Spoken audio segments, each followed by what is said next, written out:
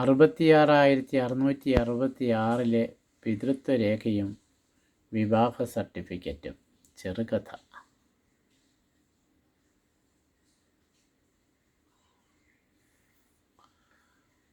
6666 പിതൃത്വ രേഖയും വിവാഹ സർട്ടിഫിക്കറ്റും.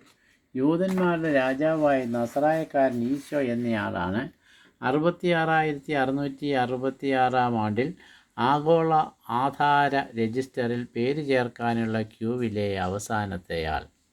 ഞാൻ അദ്ദേഹത്തോട് ചോദിച്ചു, താങ്കൾ എന്താണ് ഈ ക്യൂവിൽ എന്നു വന്നാലും അവസാനത്തെ ആളായി നിൽക്കുന്നത്?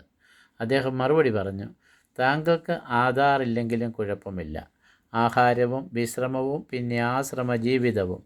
ഞാൻ അങ്ങനെയല്ല, ആര് വിളിച്ചാലും സഹായത്തിനെത്തണം, എവിടെ ചെന്നാലും ആധാർ കാർഡ് വേണം, അതും 6666 നിയമപ്രകാരം.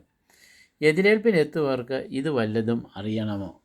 ഒട്ടിച്ചിരുന്ന ചിപ്പ് പ്രകാരം ഞാൻ ചോദിച്ചു, എപ്പോൾ വന്നാലും അങ്ങ് മാത്രം ക്യൂവിൻ്റെ പുറകിലാകുന്നത് എന്തുകൊണ്ടാണ്? അദ്ദേഹം പറഞ്ഞു, ആദ്യം അവർ എന്നോട് മാമോദിസ സർട്ടിഫിക്കറ്റ് ചോദിച്ചു. അത് യോഹന്നാൻ്റെ അടുത്തെത്തി ആരാഞ്ഞു. അപ്പോൾ സ്നാപക യോഹന്നാൻ പറഞ്ഞു, കാനായിലെ പരിചാരകർ കോരിയ വെള്ളത്തിലുണ്ടെന്ന്.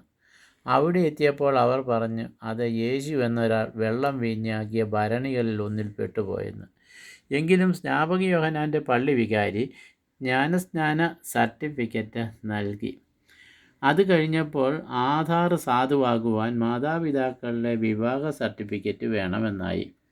അത് പിന്നെ അവസാനം ശിമിയോൻ എന്ന മഹാത്മാവിൻ്റെ പള്ളിയിലെ സന്ദർശന ഡയറിയിൽ 2 അരിപ്രാക്കളെ കാഴ്ചവെച്ച കണക്ക് ബുക്കിൻ്റെ തെളിവ് വെച്ച് പ്രധാനാചാര്യൻ നൽകി.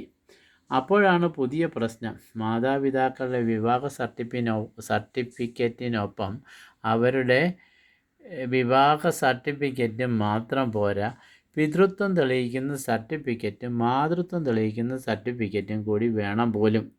മാതൃത്വ സർട്ടിഫിക്കറ്റ് നൽകാൻ രാജാക്കന്മാരും ജ്ഞാനികളും കന്നുകാലികളും ഇടയരും പുൽക്കൂട്ടിലെ ആടുകളും മാത്രമല്ല, മാലാഖമാരുടെ ഗായക സംഘം പോലും തയ്യാറാണ് എന്നറിഞ്ഞപ്പോൾ യേശുവിൻ്റെ അമ്മ മറിയത്തിൻ്റെ ഇടവക വികാരി സർട്ടിഫിക്കറ്റും അറ്റസ്റ്റ് ചെയ്ത 3 കോപ്പിയും നൽകി. പിതൃത്വ സർട്ടിഫിക്കറ്റ് എൻ്റെ പിതാവ് അദ്ദേഹത്തിൻ്റെ മരണം വരെ നടന്നിട്ടും കിട്ടിയിട്ടില്ല.